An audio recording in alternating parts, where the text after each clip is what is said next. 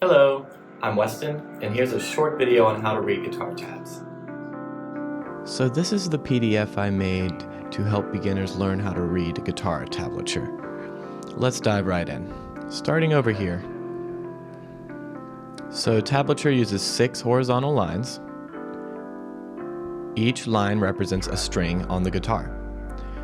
The highest line on the page represents the highest pitched guitar string, our high E string. And it goes down like this to our low E string. 1, 2, 3, 4, 5, 6, like this. Okay, and just like traditional notation, you read tabs left to right. When you see numbers, these tell you which frets to play.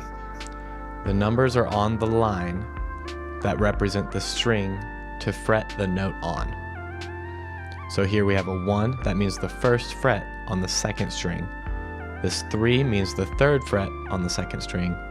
And then we switch strings, and this 0 means to play that string open, so no frets on that string. So we have an open string here, then we press down the first fret, and then we go to the third fret on that same string, back to the first fret, and then back to open before switching strings again to our second string on the third fret.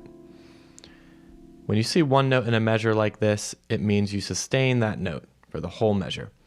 Other tabs will be less detailed than this, and it may not mean to sustain the whole measure. It may just mean to play that note, and you have to know the song to understand how long to hold that note.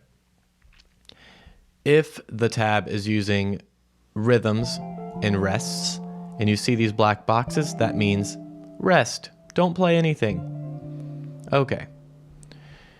Let's look down here. So when you see stacked numbers like this, that means you play all of those at the same time as a chord. So here we have our third string open. We're fretting on the second string on the first fret, and our first string is open. And we're strumming all 3 of those strings at the same time.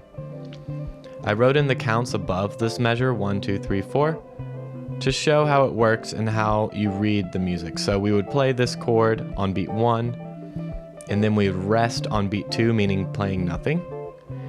And then beats 3 and 4, we would continue to rest or play nothing. All right, so knowing what you know, see if you can read these 4 measures, and then I will show you how to play them afterwards.